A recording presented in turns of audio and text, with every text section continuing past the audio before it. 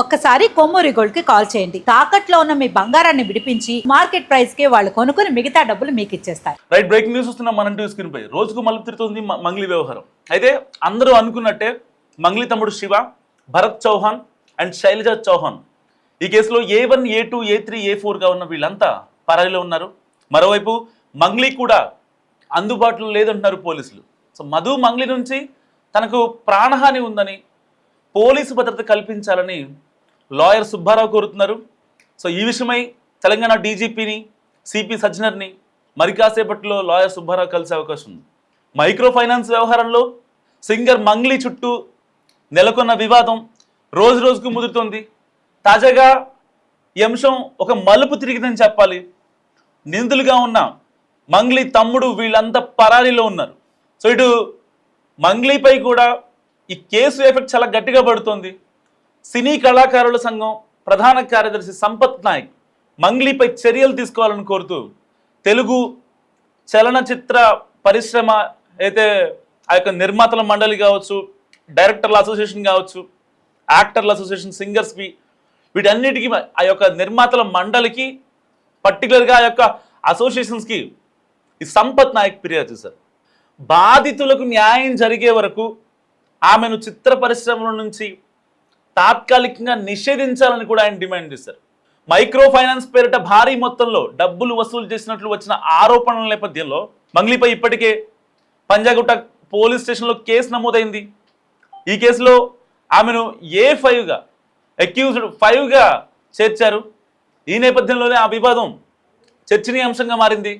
ఈ యొక్క సంపత్ నాయక్ మాట్లాడుతూ కూడా మంగ్లీ వ్యవహారంపై గత కొద్ది రోజులుగా తీవ్ర చర్చ జరుగుతుందని, పేద ప్రజల నుంచి ముఖ్యంగా గిరిజన బంజారా సమాజానికి చెందినటువంటి వారి దగ్గర నుంచి మైక్రో ఫైనాన్స్ పేరుతో డబ్బులు వసూలు చేశారన్న ఆరోపణలు వస్తున్నాయని చెప్పారు.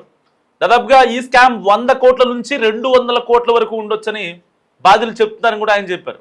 వీళ్ళందరికీ న్యాయం చేస్తేనే తనకి అవకాశాలు మళ్ళీ ఇవ్వాలని కూడా చెప్తున్నారు. సో ఇంత పెద్ద ఆరోపణల నేపథ్యంలో మంగ్లీ కూడా పోలీసులకు రెస్పాండ్ అవ్వకపోవడం, మరి పరారీలో ఉందా, లేదంటే అజ్ఞాతంలో ఉందా, లేదంటే కొంచెం గ్యాప్ తీసుకుంటుందా అన్న అనుమానాలు వ్యక్తమవుతున్నాయి. ఎందుకంటే ఇప్పటికే మంగ్లీ తమ్ముడు శివ సో నాకేం తెలీదు మర్చిపోయా, గుర్తు లేదంటూ కొన్ని మాట్లాడిన మాటలు, అండ్ ఆ తర్వాత మంగ్లీ వ్యవహారానికి వస్తే స్టార్టింగ్లో ఏదైతే ఇప్పుడు కటకటాల వెనుకున్నటువంటి మధు ఎవరైతే ఉన్నారో ఆ మధు మంగ్లీకి సంబంధం లేదంటే ఒక వీడియో చేశాడు. దాని తర్వాత రమావత్ మధు అరెస్ట్ అవ్వడం జరిగింది. సో ఇవన్నీ చకచకా జరిగిపోయాయి. వాస్తవానికి మంగ్లీ ఈ యొక్క పారిపోయిన వాళ్ళ మీద మాత్రమే కేసు పెట్టింది, కానీ ఈ యొక్క అరెస్ట్ అయిన మధు మీద మాత్రం స్టార్టింగ్లో కేసు పెట్టలేదు. దాని తర్వాత కేసు పెట్టడం, ఇవన్నీ చకచకా జరిగిపోవడం, ఇప్పుడు ఈ కేసులో 3 పరారీలో ఉండడం, అండ్ మంగ్లీ పోలీసులు కూడా రెస్పాండ్ అవ్వకపోవటం, సో చాలా ప్రశ్నలు బయటకు వస్తున్నాయి. ఇప్పుడు చాలా పెద్ద ఎత్తున ఆరోపణలు ఎదుర్కొంటున్నారు మంగ్లీ. స్టార్టింగ్లోనేమో నాకు అసలు ఈ స్కామ్ గురించే తెలీదు, నా పేరు వాడుకుంటున్నారని చెప్పారు. దాని తర్వాత నా పేరు వాడుకుంటున్నారు నాకు తెలిసింది, కానీ ఆ టైంలో నేను కొన్ని సాంగ్స్, కొన్ని ఈవెంట్స్ చేస్తున్నా, సో దానివల్ల నేను చెప్పలేకపోయాను అని చెప్పి ఆవిడ చెప్పడం, అండ్ దాని తర్వాత ఆవిడ పూర్తి స్థాయిలో బాధితులకు నేను న్యాయం చేస్తాను, బాధితుల తరపున నేను మాట్లాడతాను అని చెప్పడం కాస్త మంగ్లీకి ఊరటిచ్చింది. కానీ వీళ్ళు పారిపోవడం, అయితే A2, A3, A4గా ఉన్నటువంటి వీళ్ళు 3 పారిపోవడం ఇప్పుడు చర్చనీయాంశంగా మారింది. సో నిజంగా వాళ్ళ తప్పులు ఏమీ లేకుంటే వాళ్ళు పారిపోయేవాళ్ళు కాదు. సో కేసు ఆల్రెడీ ఒక 30 డేస్ నుంచి నానుతోంది. గత 15 రోజుల నుంచి మీడియాలో చర్చలు జరుగుతున్నాయి. అసలు మంగ్లీ ఇన్వాల్వ్ అవ్వటం కొంతమంది, లేదు మంగ్లీ పేరు వాడారంట అని చెప్పి కొంతమంది. సో ఆవిడ కూడా వీటికి సమాధానాలు చెప్పే ప్రయత్నం చేసింది. చాలా వరకు కాసంత ఎమోషనల్ అయింది, నాకు పాటే ప్రాణం అంది. దాని తర్వాత మధుకి నాకు సంబంధం లేదని చెప్పింది. సో ఇలాంటి నేపథ్యంలో మంగ్లీ ఇటు రమావత్ మధు నాకు తెలియదని చెప్పింది. తర్వాత మా బంజారా కమ్యూనిటీ, సో అతను నాకు తెలుసు అని చెప్పింది. దాని తర్వాత పర్టికులర్గా ఈ కేసు ఏదైతే ఇండెప్త్గా వెళ్తుందో, జనాల్లో చాలా సీరియస్గా తీస్తున్నారో, అవునా ఇంతమంది బాధితుల, ఇంతమంది ఉన్నారా ఇల్లు వాకిళ్ళు అమ్ముకొని పిల్లలు పెళ్లి చేయాలని ఏదో ఒక ఆర్థిక అవసరాలతో ఏదో డబ్బు వస్తుందని చెప్పి పెట్టిన వాళ్ళు ఇంతమంది బయట ఉన్నారా అని చెప్పిన తర్వాత కేసులు కోర్టులు ఈ యొక్క ప్రెస్ మీట్లు బయటకు వచ్చాయి. సో అప్పుడు దాకా ఈ యొక్క మంగ్లీ రమావత్ మధుని ఎక్కడా కూడా టార్గెట్ చేయలేదు. దాని తర్వాత సిపి సజ్జనాన్ని కలిసింది, డీజీపీని కలిసింది, పంజాగుట్ట పిఎస్లో కేసు నమోదు చేసింది, ఆ తర్వాత మళ్ళీ రాయదుర్గంలో కేసు నమోదు చేసింది మధు పైన. సో ఇప్పుడు తాజాగా బయటకు వచ్చిన అంశం ఏంటంటే ఇప్పటిదాకా మధుకి నాకు సంబంధం లేదు, జస్ట్ మా బంజారా కమ్యూనిటీ మాత్రమే అని చెప్పుకొచ్చిన మంగ్లీ. సో వీళ్ళిద్దరి మధ్య పెద్ద ఎత్తున దాదాపుగా 25 లక్షల వరకు వీళ్ళకి ట్రాన్సాక్షన్ జరిగింది. గత నవంబర్లో మంగ్లీ దగ్గర నుంచి మధుకి 25 లక్షల రూపాయల ట్రాన్సాక్షన్ జరిగింది.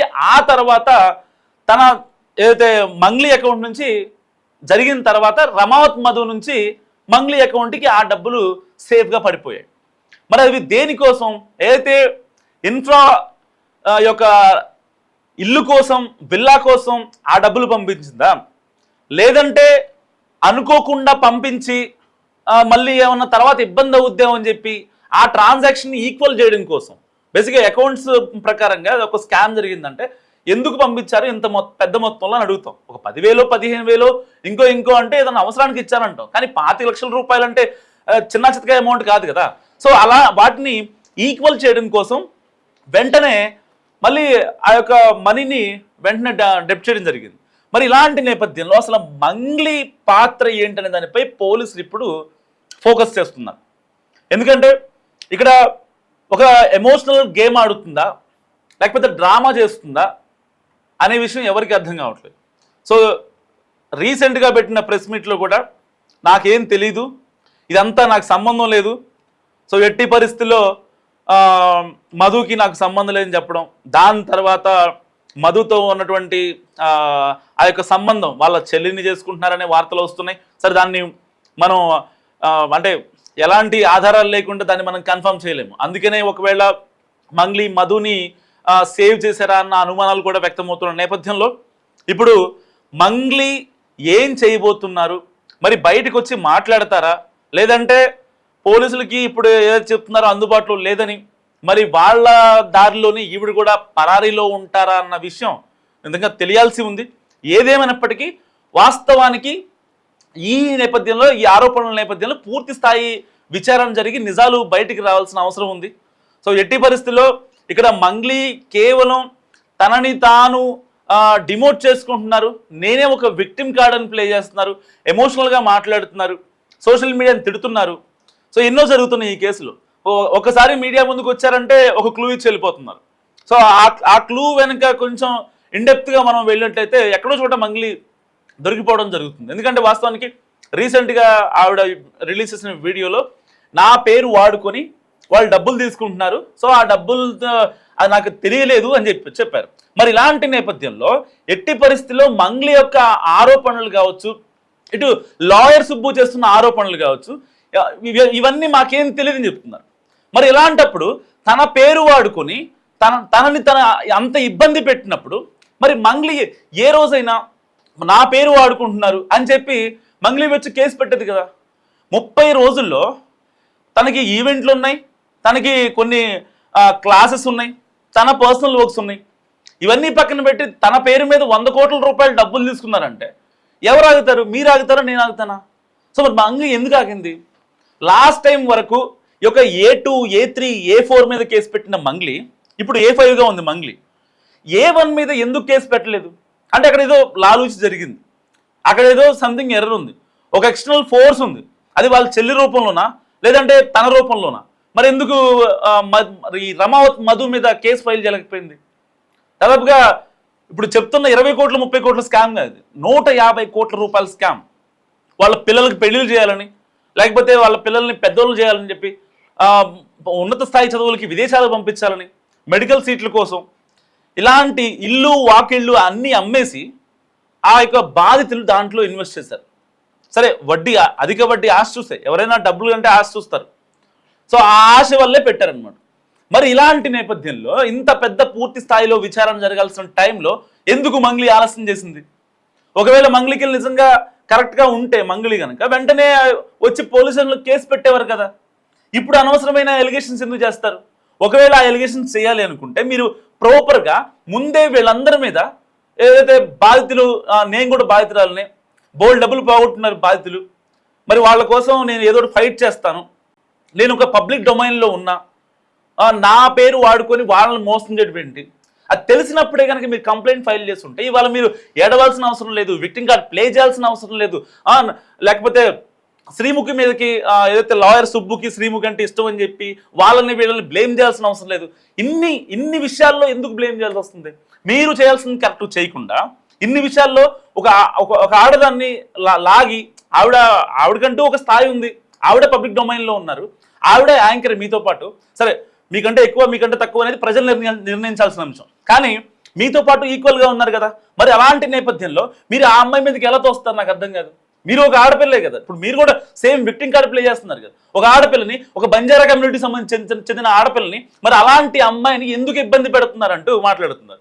మరి మీరు ఏదైతే మీరు డబ్బులు తీసుకున్నారో వీళ్ళంతా కూడా బంజారా కమ్యూనిటీ కదా.